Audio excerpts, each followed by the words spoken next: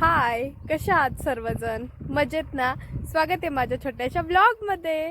तर तुम्ही म्हणत असाल मी ट्रॉलीवर बसून काय करते, तर मी आणि आई आज सरपण गोळा करते. हो, चूल पेटवण्यासाठी.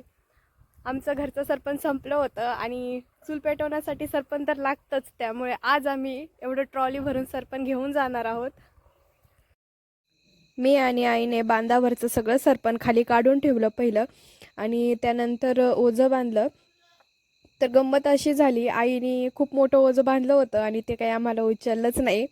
आता म्हटलं आता जायचंच नाही, उचलायचंच नाही, परत सोडावं लागेल. पण आईने एक ट्रिक सांगितली.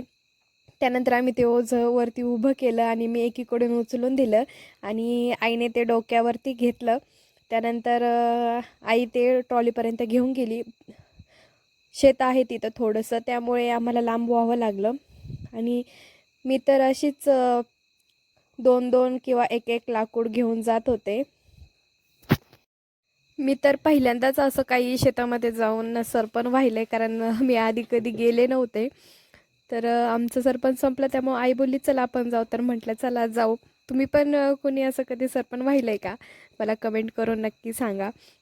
त्यानंतर आम्ही पूर्ण अख्खी ट्रॉली भरवली एवढी सगळी आणि पप्पांनी ती घरी आणली. चला बाय.